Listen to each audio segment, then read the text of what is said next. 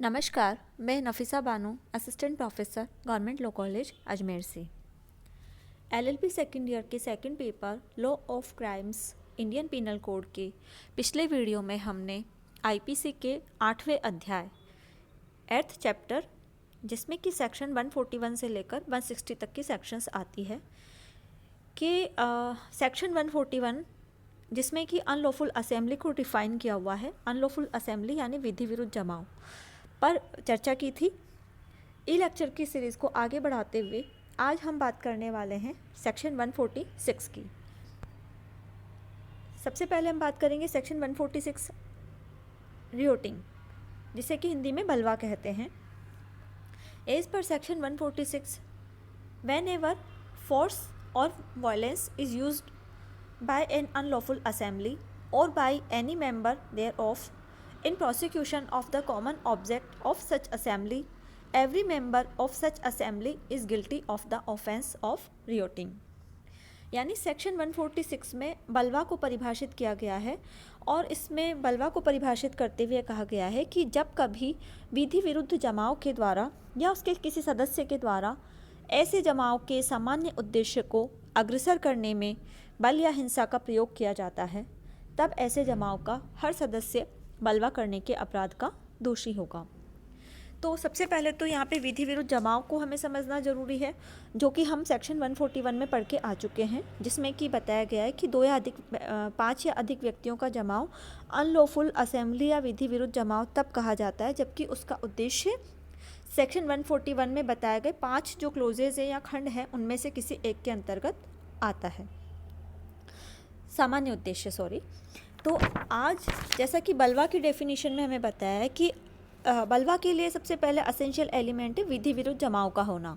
तो विधि विरुद्ध जमाव जब होगा 5 या अधिक व्यक्तियों का जमाव जिसका कॉमन ऑब्जेक्ट सेक्शन 141 में बताए गए 5 खंडों में से किसी एक के अंतर्गत होगा तो वो विधि विरुद्ध जमाव होगा। और जब ऐसे जमाव के द्वारा या उसके किसी भी मेंबर के द्वारा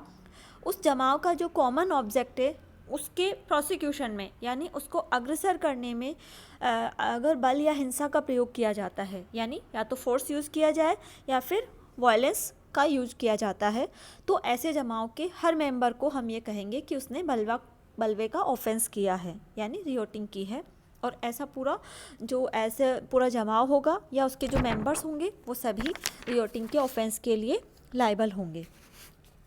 बल की अगर हम बात करें तो आईपीसी के सेक्शन 349 के अंतर्गत ये बताया गया है कि अन्य व्यक्ति में यानी जब एक व्यक्ति किसी अन्य व्यक्ति में गति परिवर्तन या गतिहीनता कारित कर देता है तो उसे हम कहते हैं कि एक ने दूसरे के ऊपर बल का प्रयोग किया है। इस तरह से इस सेक्शन में जो परिभाषा दी गई है, इस परिभाषा के अनुसार बल या हिंसा का प्रयोग जो होता है वो हमेशा विधि विरुद्ध जमाव के सामान्य उद्देश्य को अग्रसर करने में किया जाना आवश्यक होता है। और यदि ऐसा नहीं है तो ऐसी कंडीशन में जो ऐसा जमाव है या उसके मेंबर्स हैं उन सबको बलवा करने के अपराध के लिए कन्विक्ट नहीं किया जा सकता। लेकिन बल या हिंसा की जो मात्रा होगी वो कम या अधिक हो सकती है। यह आवश्यक भी नहीं है कि बल या हिंसा का प्रयोग किसी स्पेसिफाई यानी किसी विनिर्दिष्ट पर्सन या प्रॉपर्टी के अगेंस्ट में किया जाए। बल या हिंसा का प्रयोग होना आवश्यक है और इसीलिए बल या हिंसा के प्रदर्शन मात्र से किसी व्यक्ति को रियोटिंग के लिए यानी बलवा के अपराध के लिए कन्विक्ट नहीं किया जा सकता। मतलब एक्चुअल में बल या हिंसा का प्रयोग होना ज़रूरी होता है। इसके अलावा अगर हम देखें कि बल या हिंसा का प्रयोग और कोई विशिष्ट प्रभाव कारित करना दोनों अलग अलग बातें हैं। इसीलिए जैसे ही बल या हिंसा का प्रयोग किया जाता है तो इस सेक्शन के अधीन लायबिलिटी अराइज हो जाती है। और यदि संहिता के अधीन किसी विशिष्ट प्रभाव का कारित किया जाना भी अगर पनिशेबल होता है तो उस प्रभाव को कारित किया जाना वहाँ पे जो उस अपराध को करने वाले व्यक्ति हैं उनके लिए अतिरिक्त लायबिलिटी अराइज करता है यानी अतिरिक्त दायित्व को उत्पन्न करता है। इसे हम एक उदाहरण से समझने की कोशिश करते हैं कि यदि बल और हिंसा के प्रयोग के द्वारा शरीर और संपत्ति दोनों को हार्म किया गया है यानी दोनों की अपहानि कारित की गई है तो लायबिलिटी बलवा करने के अपराध के साथ साथ जो उन्होंने जो अपहानि कारित की है शरीर या संपत्ति को, तो उसके लिए जो आईपीसी की निर्धारित सेक्शंस हैं, जैसे कि अगर संपत्ति को अपहानि कारित की गई है तो मिसचीफ का कोई अपराध बनेगा, शरीर को कोई अपहानि कारित की गई है तो फिर शरीर के अगेंस्ट जो ऑफेंस है उसमें जिस तरह की अपहानि कारित की गई है उस हिसाब से वो पर्टिकुलर सेक्शन के अधीन भी उसकी जिम्मेदारी बनती है।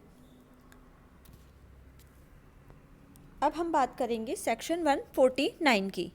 149 जिसमें कि कॉमन ऑब्जेक्ट की बात की गई है। Section 149 every member of unlawful assembly guilty of offence committed in prosecution of common object, अर्थात विधि विरुद्ध जमाव का हर सदस्य सामान्य उद्देश्य को अग्रसर करने में किए गए अपराध का दोषी होगा। सेक्शन 149 क्या कह रही है?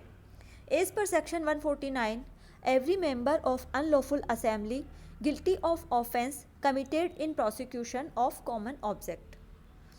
If an offence is committed by any member of unlawful assembly in prosecution of the common object of that assembly or such as the members of that object, every person who at the time of committing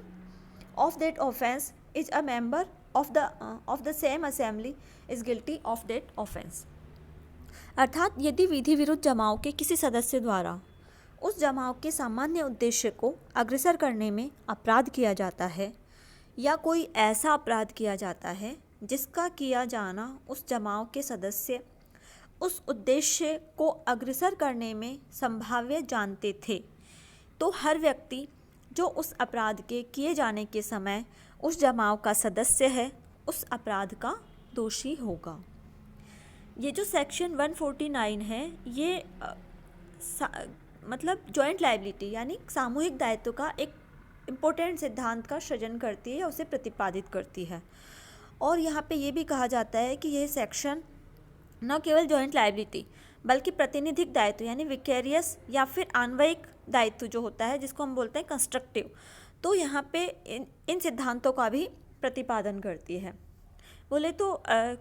joint liability का हो या vicarious liability यानी प्रतिनिधिक दायित्व का हो या फिर अन्वयिक यानी कि कंस्ट्रक्टिव क्रिमिनल लायबिलिटी का सिद्धांत यहाँ पे सेक्शन 149 के द्वारा प्रतिपादित किया गया है। इस सेक्शन को ध्यान से देखने पे या इसको समझने की कोशिश करते हैं तो हमें पता लगता है कि इस जो सेक्शन है 149 इस सेक्शन के अंतर्गत दो प्रकार के मामले आते हैं। जो इसका पहला भाग है सेक्शन का वो ये कहता है कि सेक्शन का जो पहला भाग है वो अनलॉफुल असेंबली यानी विधि विरुद्ध जमाव के हर एक मेंबर को यानी हर सदस्य को उस अपराध के लिए दोषित करने की बात करता है जो किसी सदस्य ने उस जमाव के सामान्य उद्देश्य को अग्रसर करने में किया हो। जबकि इस सेक्शन का जो सेकंड पार्ट है उसमें उस जमाव का हर सदस्य उस अपराध को कारित किए जाने के लिए दोषित किया जाएगा जिसके उस उद्देश्य को अग्रसर करने में किए जाने की संभावना उस जमाव के सदस्य जानते थे। अर्थात जो इस सेक्शन का सेकंड पार्ट है उसी के अधीन अन्वयिक दायित्व का आधार विधि विरुद्ध जमाव की सदस्यता है। यानी कोई व्यक्ति अगर सिर्फ और सिर्फ विधि विरुद्ध जमाव का सदस्य भी है और उसको इस बात का पता था कि जिस जमाव का वो मेंबर है और उस जमाव का सामान्य उद्देश्य को अग्रसर करने में किसी अपराध के किए जाने की संभावना है और अपराध उस तरह का जो कि उसमें जो दिए गए हैं क्लॉजेस दिए गए हैं सेक्शन 141 में, तो उसमें बताए गए प्रकार का कोई क्लोज के अंतर्गत आने वाला कोई अपराध किया जाता है और उसको जानते हुए उसके किए जाने को संभाव्य जानते हुए कोई व्यक्ति उस अनलॉफुल असेंबली का मेंबर बनता है तो भी उसकी यहाँ पे उस ऐसे अपराध के कायद किए जाने के लिए लायबिलिटी अराइज होगी।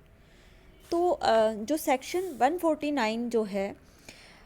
इसमें हम ये कह सकते हैं कि विधि विरुद्ध जमाव की केवल उपस्थिति यानी कि केवल उसकी जो प्रेजेंस है वो व्यक्ति पर कोई लायबिलिटी नहीं डाल सकती जब तक कि उस जमाव का कोई सामान्य उद्देश्य ना हो। यानी सामान्य मतलब 5 या अधिक व्यक्तियों का जमाव केवल जमाव होने मात्र से 5 या अधिक व्यक्तियों का उनकी कोई लायबिलिटी क्रिएट नहीं करता जब तक कि उनका कॉमन ऑब्जेक्ट ना हो। कॉमन ऑब्जेक्ट कैसा वाला जो कि सेक्शन 141 में बताया हुआ है और साथ ही उसके जो मेंबर हैं वो उस सामान्य उद्देश्य से प्रेरित ना हो, तब तक यहाँ पे उन व्यक्तियों की लायबिलिटी नहीं होगी या कोई भी उपस्थिति उनकी जो है विधि विरुद्ध जमाव के रूप में है किसी दायित्व का सृजन नहीं करेगी। तो हमने देखा कि मतलब विधि विरुद्ध जमाव की केवल उपस्थिति से कोई जिम्मेदारी पैदा नहीं होती जब तक कि उनका कॉमन ऑब्जेक्ट ना हो और वो सभी व्यक्ति उस कॉमन ऑब्जेक्ट से प्रेरित भी ना हो।